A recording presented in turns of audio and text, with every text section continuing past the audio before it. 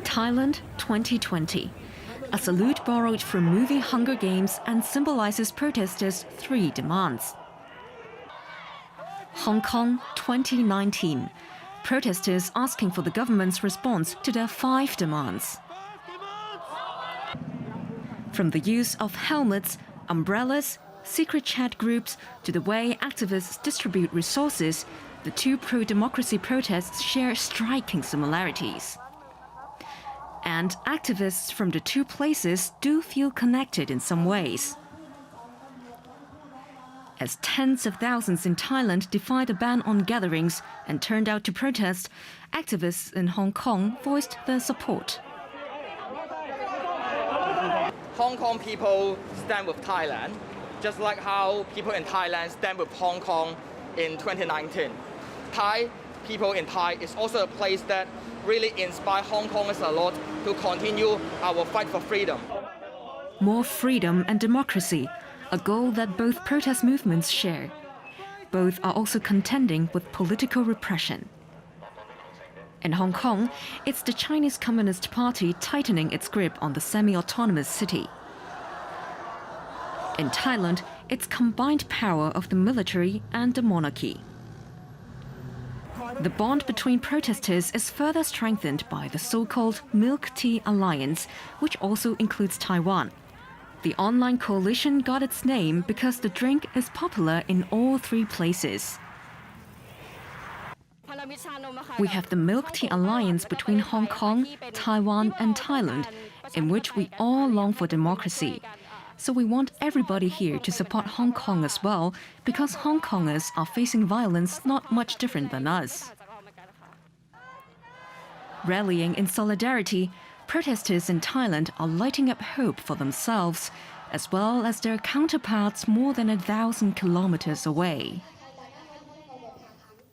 Joining us is Hang-Xuan Lee, who filed this story. Hang-Xuan, tell us more about the Milk Tea Alliance. Sure. It refers to a loose, largely online coalition of activists from Thailand, Hong Kong and Taiwan. And it's got the name Milk Tea because it's a drink very popular in Asia. And all 3 places have got their own variation of that drink. All of them very tasty, of course, but it's not just the tea. So all 3 places have very similar political struggles, and activists in the places, in the case of Thailand and Hong Kong, they have been. There had been some protests, and the protests have been anti-authoritarian, and all the activists share the same goal. They want to have more democracy. I love milk tea too, but it is a very strange name. How did this start? It all started earlier this year when a Thai actor retweeted a post that referred to Hong Kong as a country, and then his girlfriend, a Taiwanese girlfriend, also tweeted something about the coronavirus that angered Chinese netizens.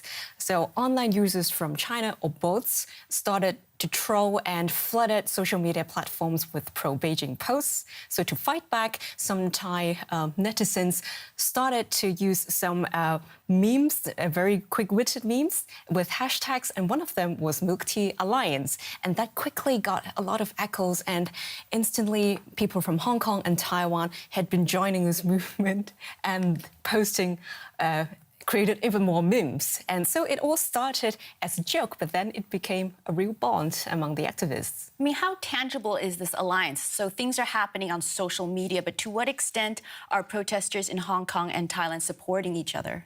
As we've seen in the report, Thai protesters have been demonstrating for Hong Kong at their very own protests.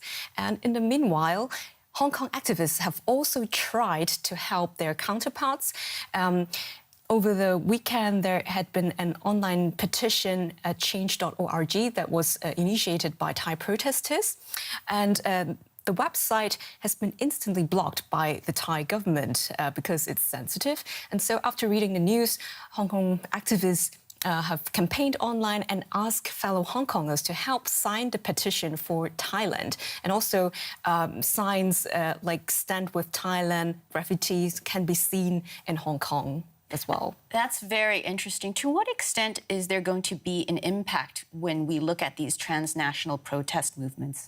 I think it already has an impact. So through the Milk Tea Alliance, there's been quite a lot of exchanges among Thai and Hong Kong activists, and Thai protests. In fact, Thai protesters have adopted a lot of strategies from the Hong Kong protests last year. That's why when we compare the pictures of the two protests, we've seen that the pictures are so similar. That's the reason behind it. And also, I think a new tactic of protest swapping has emerged, and it's unprecedented because it's two completely different places trying to promote each other's cause. And that's now all possible because it's all online now. And I think this kind of borderless resistance can really change the protest culture in the coming years. That's very interesting. And of course, you also see Oregon protesters looking online to see how Hong Kong protesters have been fighting back against police. Very interesting, the globalization of the protest. Hang Shun Lee, thank you.